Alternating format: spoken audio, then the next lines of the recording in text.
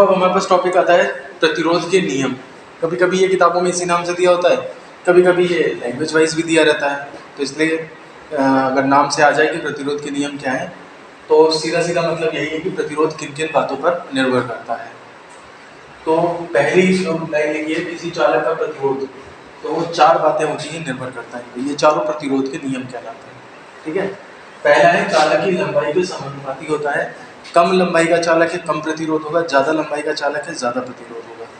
तुम समझो जैसे भीड़ में मुझे थोड़ा दूर चलना है तो कम टाइम लगेगा, और ज़्यादा दूर चलना है तो ज़्यादा ऑब्स्ट्रक्शन आएगा मेरे पास, रास्ते में ज़्यादा लोग मिलेंगे, ज़्यादा लोग प्रॉब्लम करेंगे। तो इसलिए हम यहाँ पे लिख सकते हैं R is directly proportional to L। ये अगर मैं डायग्राम बनाता हूँ इस तरह से, तो चालक की लंबाई L के समानुपाती होता है। दूसरा है चालक के अनुप्रस्थ काट के क्षेत्रफल के व्युत्क्रमानुपाती होता है। ये जो अनुप्रस्थ काट का क्षेत्रफल ये है, इसके व्युत्क्रमानुपाती होता है। मतलब ज़्यादा चौड़ा अगर तार है तो प्रतिरोध कम हो जाएगा। तुम सोचो भीड़ ज़्यादा है लेकिन सड़क बहुत चौड़ी है, तो कोई फर्क नहीं पड़ेगा, लोग आराम से निकल जाएंगे। ठीक है ना। तो यही चीज़ यहाँ पे है, एरिया ऑफ क्रॉस सेक्शन ज़्यादा है तो प्रतिरोध कम हो जाता है। तीसरा है चालक के पदार्थ पर निर्भर करता है। मतलब तुम लंबाई और क्रॉस सेक्शन सेम ले लो, लेकिन एक कॉपर का ले लो और एक एल्यूमिनियम का ले लो, एक लोहे का ले लो, एक स्टील का ले लो, सबका प्रतिरोध अलग अलग होगा। तो पदार्थ पर भी निर्भर करता है। और चौथा है चालक के ताप पर भी निर्भर करता है। टेम्परेचर कम है तो कम रेजिस्टेंस होता है, ज़्यादा बढ़ा दें तो बढ़ जाता है उसका रेजिस्टेंस। तो रेजिस्टेंस जो है वो इन 4 बातों पर निर्भर करता है। यहाँ से हम इन 2 बातों को अगर कंबाइन करें तो वी कैन राइट, क्या लिख सकते हैं, R directly proportional to L upon L के समानुपाती है और एरिया ऑफ क्रॉस सेक्शन के व्युत्क्रमानुपाती है। यहाँ से इज इक्वल टू लगाओगे तो एक कांस्टेंट आता है जिसे कहते हैं रो, और ये एक फॉर्मूला डेवलप होता है resistance is equal to rho L upon.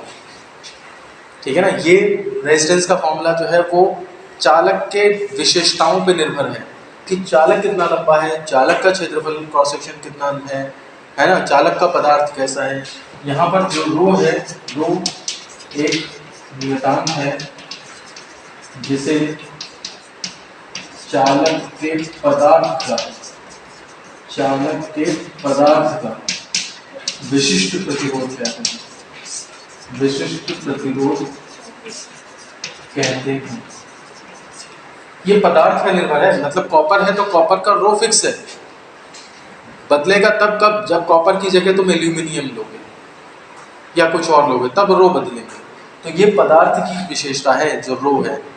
ठीक है ना। एक जैसा L एक जैसा A ले लो, लेकिन एक वायर कॉपर का लो और एक एल्यूमिनियम का लो, तो उन दोनों के प्रतिरोध जो है वो अलग अलग। ठीक है ना। तो ये जो है वो विशिष्ट प्रतिरोध होता है, और इसकी डेफिनेशन अलग से पेपर में आती है। इधर देखो, चालक के पदार्थ का विशिष्ट प्रतिरोध कहते हैं, ये तो हमने पढ़ लिया। विशिष्ट प्रतिरोध का एक और नाम होता है जिसे कहते हैं प्रतिरोधकता। इस नाम से भी पुकार सकते हो। विशिष्ट प्रतिरोध को इंग्लिश में कहते हैं स्पेसिफिक रेजिस्टेंस, या फिर प्रतिरोधकता को कहते हैं रेजिस्टिविटी। ठीक है ना। दोनों वर्ड्स के एक ही मतलब है, इस रो को रिप्रेजेंट कर रहा है। अब अगर कहा जाए इसमें हमें रो की यूनिट चाहिए, तो यूनिट कैसे निकालोगे, तो यहाँ से रो इज इक्वल टू कितना हो जाएगा, R into A upon L। ठीक है ना। R की तो क्या हो गई ओम, यूनिट मात्रक इज इक्वल टू कितना हो जाएगा, R का हो गया ओम, इसका मीटर स्क्वायर और मीटर, 1 मीटर कट जाएगा, ओम इंटू मीटर। इस तरह से इसको रिप्रेजेंट किया जा सकता है। कभी कभी क्या करते हैं पेपर में, प्रतिरोधकता या विशिष्ट प्रतिरोध की परिभाषा भी पूछ देते हैं, बहुत इंपॉर्टेंट चीज़ है। तो तुम इसी फॉर्मूले को उठाओगे।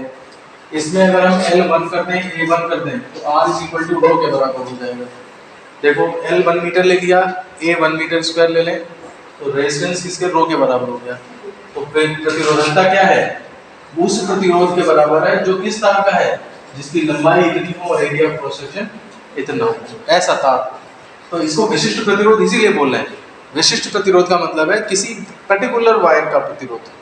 कैसे वायर का प्रतिरोध, जिसका लेंथ 1 मीटर हो और area of cross section 1 metre square. ठीक है ना। तो यही लिखा है, किसी पदार्थ की प्रतिरोधकता उस पदार्थ के बने इकाई लंबाई व इकाई अनुप्रस्थ परिच्छेद तार के प्रतिरोध के बराबर होती है। उसका जो भी प्रतिरोध आएगा वही उस पदार्थ की प्रतिरोधकता कहलाएगी। ठीक है ना, रेजिस्टिविटी या स्पेसिफिक रेजिस्टेंस कहलाएगा।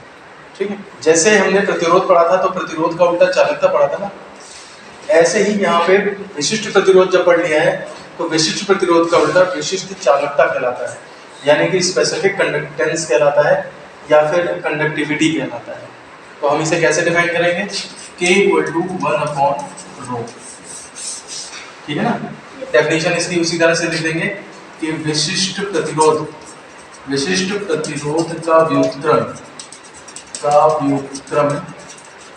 विशिष्ट चालकता कहलाता है, विशिष्ट चालकता कहलाता है।